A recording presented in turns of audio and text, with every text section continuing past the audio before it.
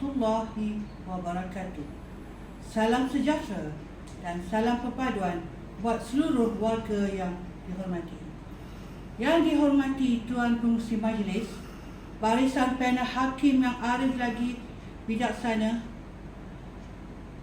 penjaga masa yang setia dengan detik waktu, serta saf hadirin dan warga bangsa yang saya muliakan sekalian.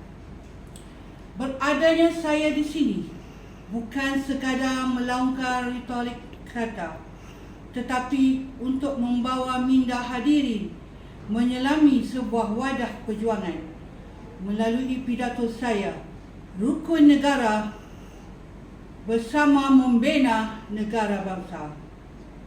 Hadirin warga bangsa yang saya hormati dan santuni, sebelum bahtera hujah saya lebih jauh, izinkan saya mendefinisikan fasa utama yang membina tajuk pidato ini.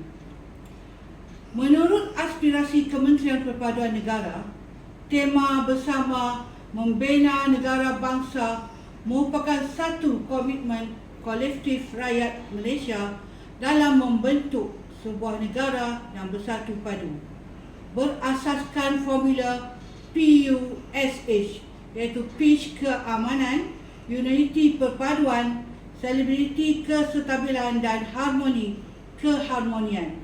Manakala rukun negara pula boleh sekadar teks bacaan di perhimpunan, tetapi ia merupakan ideologi, kompas dan tiang seri yang mengikat jiwa masyarakat majmuk kita.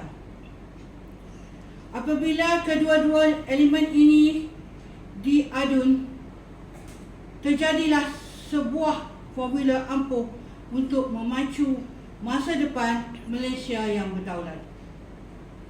Sidang hadirin yang dihormati, hujah saya yang pertama, prinsip kepercayaan kepada Tuhan serta kesetiaan kepada raja dan negara merupakan akar tunjang perpaduan.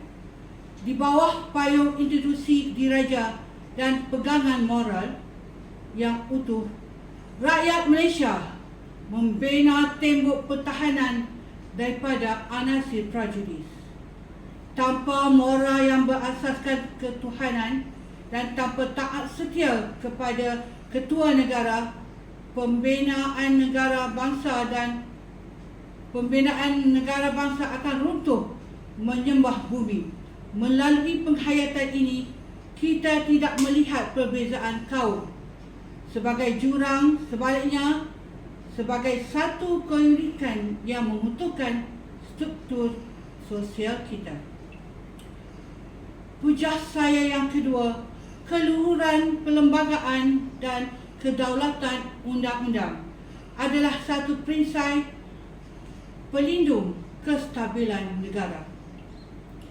Negara bangsa tidak boleh dibina atas landasan emosi atau paksaan, melainkan atas dasar keadilan yang muktamad dan perlembagaan. Apabila undang-undang dijunjung tanpa mengira darjat, jurang ketidakadilan dapat dirapatkan dan kepercayaan rakyat terhadap sistem negara meningkat. Ini merupakan asas kepada pembentukan masyarakat yang adil dan saksama, selain dalam gagasan kerajaan madani demi pembangunan rakyat global yang tercabar. Hujah saya yang ketiga, kesopanan dan kesusilaan merupakan cermin peribadi bangsa Malaysia, di mana fitnah dan provokasi raja agama kaum mudah tular. Prinsip kelima rukun negara inilah yang menjadi benteng pertahanan moral kita membina negara bangsa, terutama tutur kata, adab berbudi bahasa dan rasa hormat menghormati sesama kita.